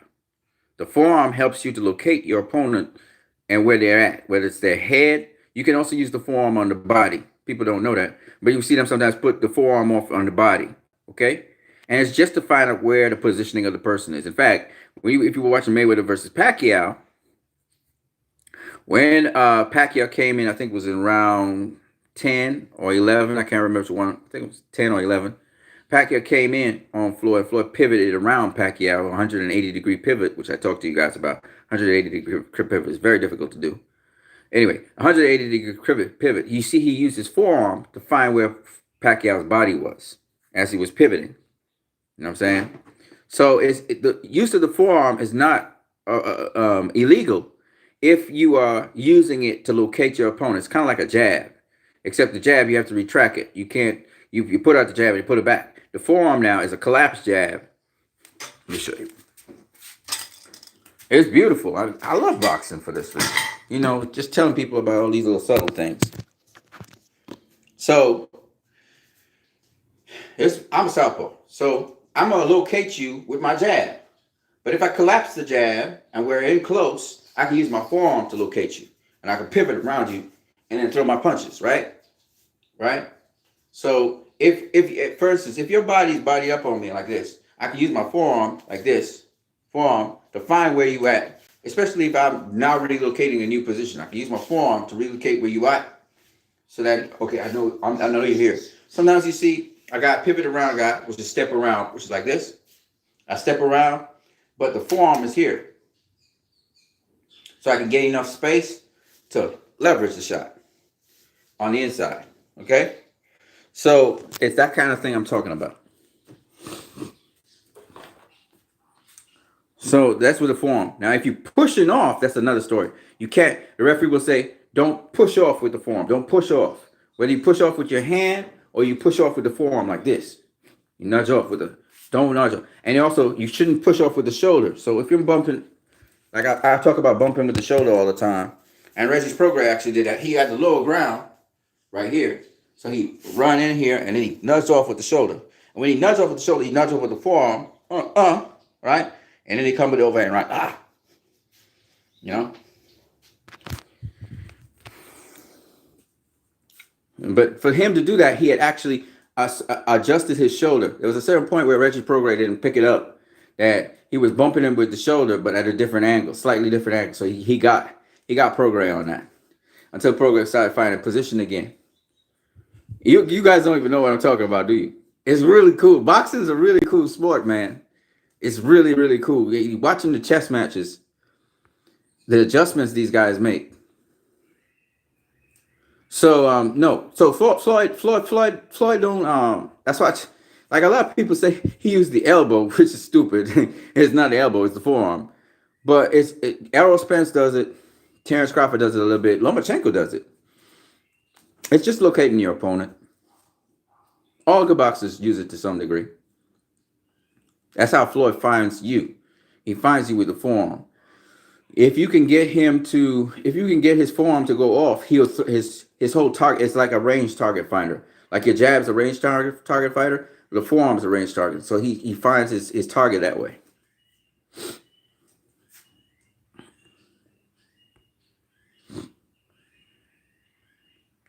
Troy Soares, shout out to you, brother. What do you think about Jamal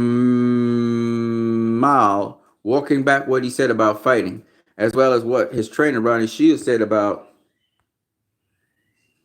Andre bringing nothing to the table? Listen, that's the stupidest thing I've ever heard. First of all, he ducking Andre. They don't want to. Nobody want to face Andre right now. That's the truth. It's, of course, Andre brings something to the table. It's a unification fight. Of course, he brings something to the table. That'd be the stupidest ass thing I've ever heard. All right, Charlo and Andre were supposed to fight since 154. Look, all right, I'm gonna use this word very loosely. I know it's not true, but nonetheless, I'm gonna use it. Canelo be ducking Charlo. He be ducking Andre. Andre be ducking Charlo. Charlo be ducking Andre. Okay, that's the truth. Okay, Billy Joe Saunders be ducking Andre. You know what I'm saying? This is the fucking shit. There's a lot of ducking. Triple G be ducking everybody. All he wants is Canelo. All right, this is the shit that we have to deal with. We don't have guys like Bidabiev. We don't have guys like Vorzik. We don't have guys like Bivol up there who ready to face each other. No, we got motherfuckers who just don't want to face each other. Okay? That's what's going on at 160. We got a whole set of punks. Oh, I want Canelo. I want Canelo. You want a money fight. What you doing for the money fight? Now, Demetrius Andre, he was in a position to get it because it was supposed to be unification. All right? Jamal Charlo was in a position to get it because he was a mandatory. So I understand, right? But at the end of the day, if you can't get Canelo, you got another world champion out there. You know, I was listening to Dante's Boxing Nation. I had to disagree with Dante. I like Dante. I like Dante a lot, okay? I like what he says. He says a lot of good things. Always like Dante. But Dante, come on, bro. Come on. You cannot make an excuse for Jamal Charlo saying that Demetrius Andre is nobody out there. He bring nothing to the table. He, you know, talking down to me how Andre could get beat and all this shit. Listen. Don't be saying that shit. Face him. And don't be telling me you want to face Triple G and Canelo, but you don't want to face him. Hey, listen. Dante be saying, you know, this kind of horse shit that we got to listen to sometimes from Dante. But hey, it's all good. I love Dante. I like him. But he says some shit sometimes that just don't make no damn sense. Okay. First of all, he said Demetrius Andre. Jamal Charlo. Shouldn't he face the best, the very best? And I was like, okay, all right, that sounds good. Who do you think is the best middleweight out there? Canelo. Okay, then he should face the best. Then he turns around and says, but Canelo ain't facing the best. I'm like, what the fuck? So Canelo, I thought you were saying that Canelo was the only best middleweight, and then you turn around and say they are the best middleweights. Why? Because they got other champions out there. And whereas Jamal Charlo got handed a belt, Demetrius Andre had to earn his belt. He had to fight for the vacant title, right? So what the fuck are they talking about? So this is the kind of shit I had to listen to. He bring nothing to the table. So a unification fight all of a sudden is nothing to the table. The WBO belt is nothing to the table. Come on, man, Jamal. Come on, Jamal. Jamal, you know better than that. You box. Come on, don't bullshit us like that.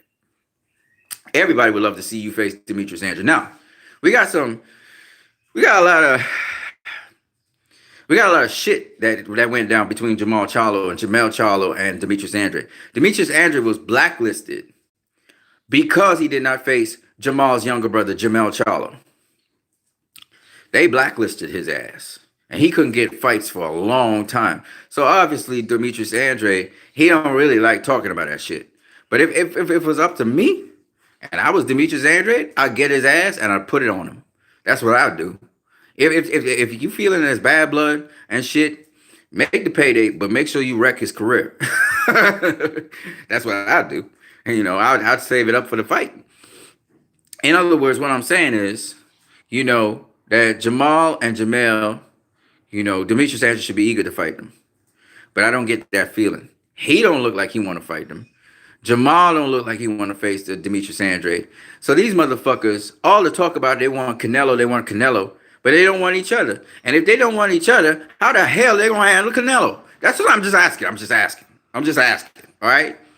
If Demetrius don't want to face Jamal to prepare for a Canelo fight, so Demetrius does want to face Billy Joe Saunders, right? Hell of a fighter too. Billy Joe Saunders don't want to face Demetrius Andre. This is the kind of punk ass shit we got to deal with. Okay, so these motherfuckers don't want to face each other. They want to face Triple G and Canelo. That's about it. That's not how boxing goes. Come on, people. That's not how boxing goes. Come on. If you can't fight the top dog, you gonna fight some. You gonna try to find some worthy opponent. You're not gonna be facing what the fuck? Who the fuck Jamal Charlo be facing next? Like the dude ain't even a middleweight. You know what I'm saying? Who the hell is Demetrius Andre facing next? Some Joe Blow? No disrespect to them guys. I know they ain't boxing and shit, but they not no name. They're not even Darren Vinchenko. He ain't even facing Darren Vinchenko. Darren Vinchenko ain't got nobody. You know what I mean? But is there mandatories? All of a sudden, mandatory is important. You know what I'm saying? Lomachenko don't got no fucking mandatory. Canelo ain't got no mandatory, but they got mandatories. When the mandatory ain't somebody who's a name, all of a sudden they facing mandatories. When the mandatory is a name, all of a sudden they don't want to face their mandatory. Man, man, it's that kind of shit I can't take. But anyway. So you wanted me to speak on it. That's how I feel about it. Quite frankly, okay? I'll be honest with you. And again, I don't want to hear about no black fighter and the black fighters and the elite black fighters and being duck and murderers row. Like, shut the fuck up with that shit, okay? If they don't even want to face each other, what black murderers row you talking about? It can't be black murderers row if the black murderers ain't facing each other. Now, if they were facing each other and then they're being ducked by Canelo or Triple G, I can understand. And they're being ducked by Canelo and Triple G, by the way. But nonetheless, the point is, I take it back. Canelo gonna face them. Because Canelo faced Danny Jacobs. If you want to talk about black murderers row, then what the fuck was he facing Danny Jacobs? And don't tell me that Danny Jacobs is a less skilled fighter than Jamal Charlo. Fuck no. Hell of a lot more skilled fighter than Jamal Charlo. Okay? And that was Canelo's mandatory, all right? When it comes to Demetrius Andre, on the other hand, I think he's sharper. I think he's, sharper, quicker, more athletic than Danny Jacobs. Jamal Charlo lived behind and deal with his jab. His thing is his jab. Okay, and I mean that's not enough to deal with a Canelo. It's just not. He a jabber. That's what he do. He's all about the jab. That ain't gonna do nothing to Canelo. It just ain't gonna do nothing to Canelo. I'd love to see Jamal Charlo versus Triple G actually, because both of them are jabbers. Triple G's solid though, and he's strong, and Jamal Charlo's solid and he's strong. So I would love to see that.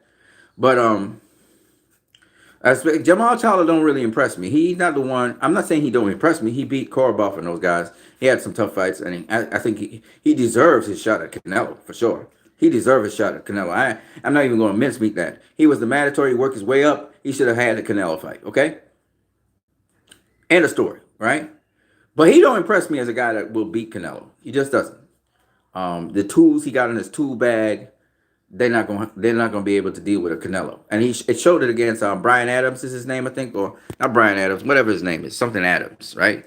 He was able to get on the inside. He was able to slip a slide, get on the inside, and do some kind of work against Jamal Charlo. He wasn't the greatest, and so Jamal showed me he not ready for Canelo. But nonetheless, I would like to see it anyway, because I'm not stopping no fighter from facing no fighter. Okay, with Demetrius Andre, he definitely ready for Canelo. And that's why I say Demetrius Andre. I was pushing for the Demetrius Andre fight because I was like, yeah, this is the real thing. This dude can do it all. He's strong enough. It looked like he put on size and weight and everything. He'd be looking good. He still has some testing fights and stuff. He still doesn't figure out how to play the real chess game. He's still playing a little bit of checkers, but nonetheless, he's getting better. I was like, yeah, he ready for Canelo. Canelo should take him now, but it didn't happen. And I'm like, man, you serious? Like, you serious? This would have been, to me, I say it over and over again, I think this is a better fucking fight than a Kovalev versus Canelo. Any day, any time.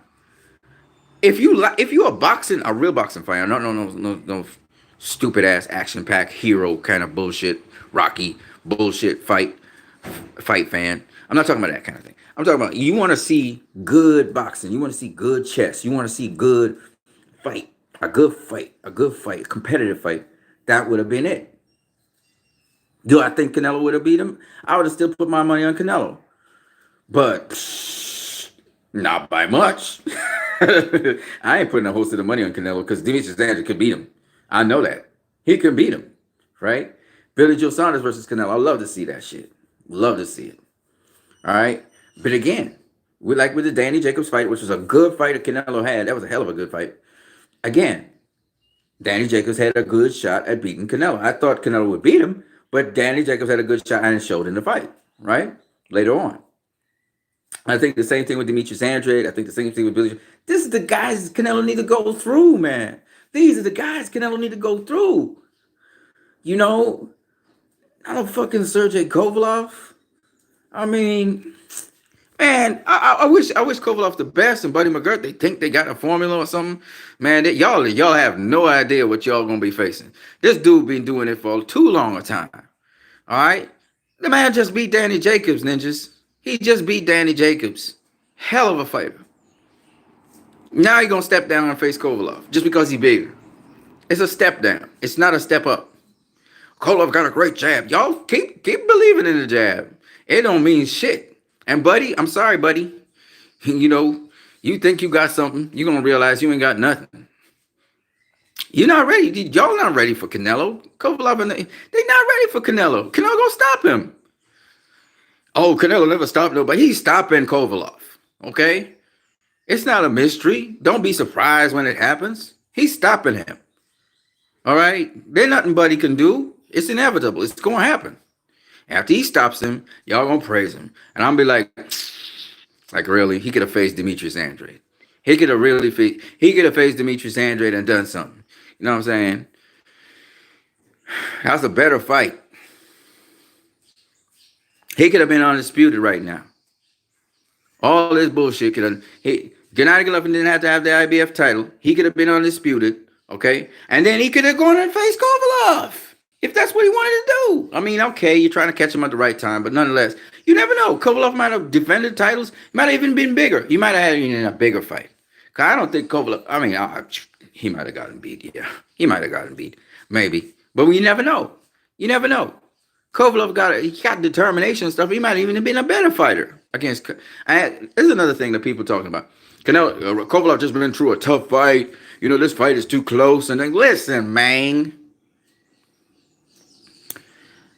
Not up to very recently. All these prospects and these guys be fighting 10 times a year, 11 times a year. Okay, this ain't nothing new. Just because it's a big fight. Yeah, he had one big fight with Anthony Yard. Anthony Yard still ain't on the level of an Elita Alvarez and them guys, okay? He just was, the Anthony Yard, he faced him. He's an experienced dude. Obviously, he went for the gusto in round 8, which was stupid. He should have, like he said, I listened to the interview with Anthony Yard. He said he should have taken his time, broke his ass down, and tried to get him out of there in round 9. You can get a guy out of there. You don't have to go for the gusto. But he said he started loading up on shots like crazy. Inexperienced, right? It is what it is. He burned his tank up. And even what Tunde Ajayi said was the stupidest ass thing. But I think they were very excited. They were like, man, he's done. He's done. Empty the tank. They got super excited and Anthony Yard ripped it. Kovalev came back to the corner and said, he done. I'm going to take him out with a jab. Anthony Yard acknowledged Kovalev's jab, though. He said, when I was coming in and thing, man, he kept on hitting me with the jab. But that was later on, But to be honest with you, again, Kovalev is a tricky dude, don't get me wrong. But Anthony Yard blew his load, man. He blew his load in round 8. He should have been more systematic, more calculating, making pay with every single shot. He did not do that. He just went berserker. He should have continued to bobbing and weaving, though. It was good stuff right there. So, yeah, that's what it is. That's what that fight's going to be. Again, a lot of people think this fight is going to be something else. It's not going to be that, people. And it's not like I'm not going to try and make it a secret either. There's no secret to it. That's what Canelo does. That he goes to the body. That's what he do. Okay, he's going to do that. He's going to succeed at doing it. Kovalev's going to be out of there. Okay, it's just what it is. I've said it over and over again, not because I'm trying to be, somebody that's trying to pound somebody to convince people of things. It's just what it is. It's boxing. All right. And my buddy's giving Kovalev is not nothing new. It's not nothing new to the sport of boxing. Okay. He's telling Kovalev things you should do that Danny Jacobs did. Danny Jacobs did that stuff. Okay, so it's not like that's going. They're not going to work against Canelo. That's all I'm trying to say. It's not going to work against Canelo. There's just too many things Canelo does in there to take away those kinds of game and that kind of game plan. They're making it sound like Kovalev, hey, man, Kovalev gonna do something special this time. No, he's not. Lots of black fighters, lots of slick black fighters do that stuff. It's not. That's nothing new. Just because he's a white dude, come on, man. He got a little slick in him. I give him that. He got a little slickness in his footwork and stuff, but you can't stand in front of Canelo. You can't even stay. You can't stay near to him. Don't be proximally close to him. You need to move. Make him find you. That's what you got to do. That's your best chance. And you can't do it. You got to mix it up. You got to go as if you change up range on him. And Kovalev can't do that shit. He don't got nothing but one range. He an outboxer. But maybe if he time him a bit, he could slide in or something. I don't know, man. Like, Danny Jacobs was a hell of a boxer. Greater defense and everything. Canelo beat him. Okay? So I have no answer for you. Okay? So when it comes to that fight, that's a done deal. That's why I said I wanted to see Canelo face Danny. I wanted him to face Demetrius Anderson. But I'm not too mad about it because he faced Danny Jacobs. So it is what it is. I'm getting over it. So Troy Soares, that's the answer to that. Shout out to Troy Soares. Hybrid 95 says salute. Wait a minute, they've been working me to death lately, man. Bro, do what you got to do. Hybrid 95 says Emmanuel Everett is going to be a problem at 122. I think he can beat Daniel Ramon, and Vargas. Well, let's see it, man. I mean, that's super bantamweight, right? Let's see it, man. I'm not complaining. Let's see it. You know what I mean? I'm trying to remember who Navarrete is. He an outboxer, right? He not an infighter. I'm trying to remember. I think I saw one of his fights. I'm not too sure if he's a weight bully. I'll think about it. But yeah, I just wanted to talk about those things. Is there anything else I supposed to be talking about? Nah, I think that's about it. I hate clown ass shit in boxing, man. We should get good fights. Hybrid 95 said he's the one that beat up some dude twice. I know he recently fought some dude and he beat him. I think the guy was either a champion or was the titleist contender or something like that. I think I remember Navarrete. I'm trying to remember if he's an outboxer though. If he fights on the outside. He uses his jab. I can't remember. But yeah, I'm just saying that when it comes to boxing and fights, man, I love what the light heavyweight division is doing. I don't know what Canelo will do when he beats Kovalev, if he's gonna stay at light heavyweight or if he's gonna go down to super middleweight or if he's gonna go down to middleweight. I don't know. It depends on him. From what I heard, he didn't put on a whole set of muscle mass. He's a little unorthodox, but there's a method to Navarrete's madness. Cool, man. Just I'm gonna go to the bathroom, come back.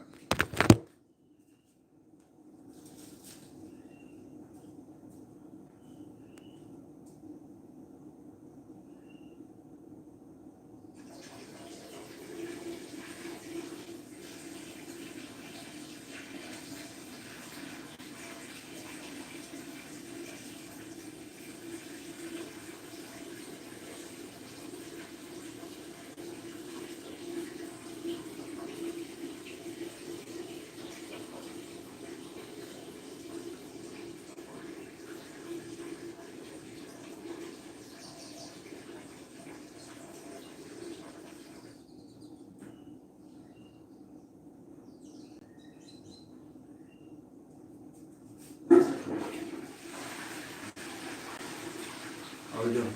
Doing all right. Yeah. Streaming on the live stream, low. Yeah, I mean, I have to. I'm trying to remember. I did see the fight. Trying to remember. I did see the fight, but I can't remember who he was. He was facing, and I mixed him up with another guy. So I might. I know they're both top ranked fighters, but I might be mixing them up with another guy. So I have to just have a look at him again. By the way, over the weekend fights, we're gonna have Estrada versus Esparza. That should be some good shit. You know, Esparza was Olympian. This is Estrada. Um, that should be a good ass fight. Estrada, man, I like how she boxes, man. She got good boxing skill.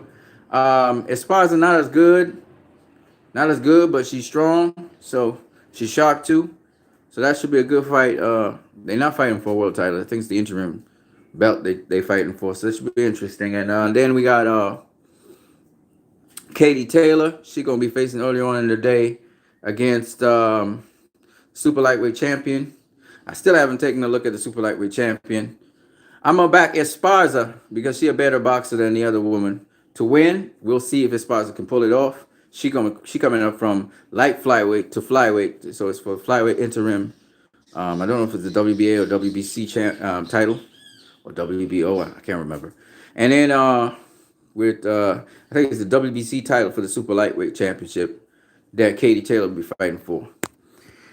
I have to look at the woman boxer, but that's what's happening over the weekend in terms of fights, and then we got a bunch of championship fights, and some of the championship fights on the undercard. Top rank got some.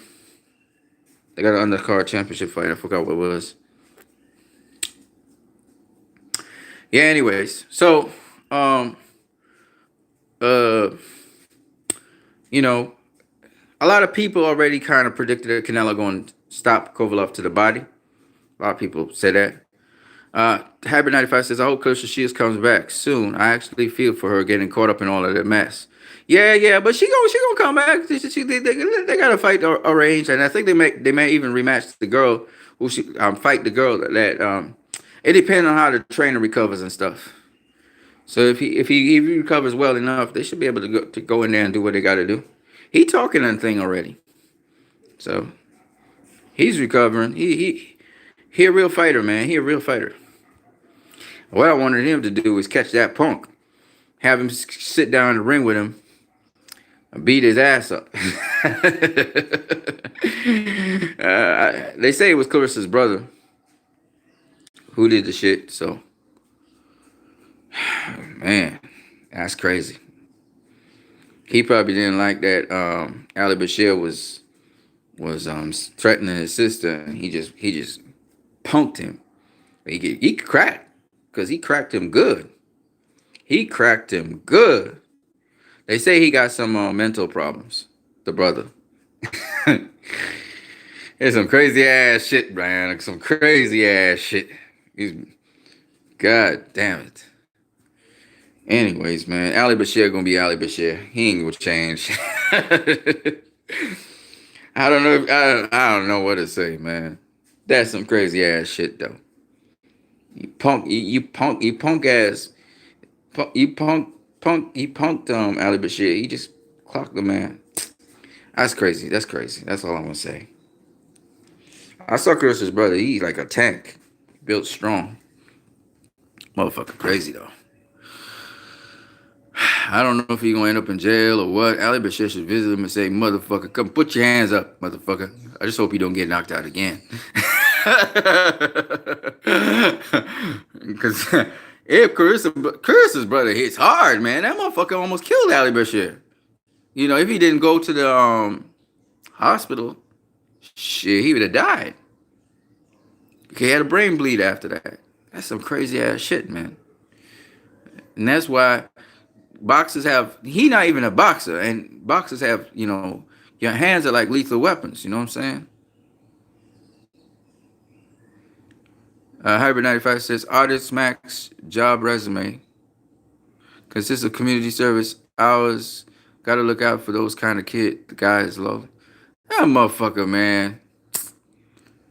He fucked it up for Carissa. 1. 2, they're gonna have to fork out a lot of money for Ali Bashir, because this is Ali Bashir you're talking about. The man's a hell of a trainer. Oh, they're gonna have to pay through their ass to pay him now. That's just for starters. You know, My God, man. Motherfucker crazy, man. They some crazy ass motherfuckers out here. Now, I didn't say Ali Bashir didn't bring it on himself, because you know they have some crazy ass ninjas out here. But oh my God. Oh my God. Jesus, man. And the motherfucker didn't even take it easy. He like went full blow. And Ali Bashir didn't even see the punch. So you know that was just crazy as fuck, okay? Broke the man's cheekbone without gloves. That's some fucked up shit. Man. So but you know, like my boy Coach Shelton Harris said, if Carissa knew that she had a crazy ass brother like that, what the fuck was she doing with him around? It's family, yeah, but it's like you do you just go out in public with a Rottweiler? Like, do you just do that without a leash or anything? You just walk out there, no leash, no muzzle, nothing. Yeah, no, man, it's my dog, man. He's playful and shit. No, you don't do that shit, okay? So I get what Coach Sheldon Harris like. My God, he's not a member of your team. What the fuck is he doing there? Well, probably she wasn't keep him out of trouble, but the motherfucker still caused trouble. I don't even know what to say. This shit is just so fucking whack. Motherfucker should get his ass in jail. That's what he should be. The fuck? And get in a boxing program over there or some shit. Oh, what the fuck is good? Man, that's some fucking ass crazy shit. I'm not gonna lie to you. You know, Krista kind of, you know, I never really thought of her much as a boxer, but now, you know, I got, you know, I have some respect for her. But I know she could box. I knew she could box for a long time. I still think Hannah Gabriels gave her the work. I thought Hannah Gabriels beat her. But other than that, I mean, she's a hell of a boxer. And man, there are some women boxers who are hell of boxers. I mean, they're really good boxers. Like when it comes to boxing, they good. You know, I mean, they're on the level of some men boxers at the elite level. I'm talking about. They're not as strong, but man, they got skills. They got fucking skills. For Hannah Gabriels to survive Clarissa Shields, right? To survive Clarissa Shields, because she bringing the heat. She at a certain point in time, Clarissa, she didn't respect her power, and she still was boxing with her.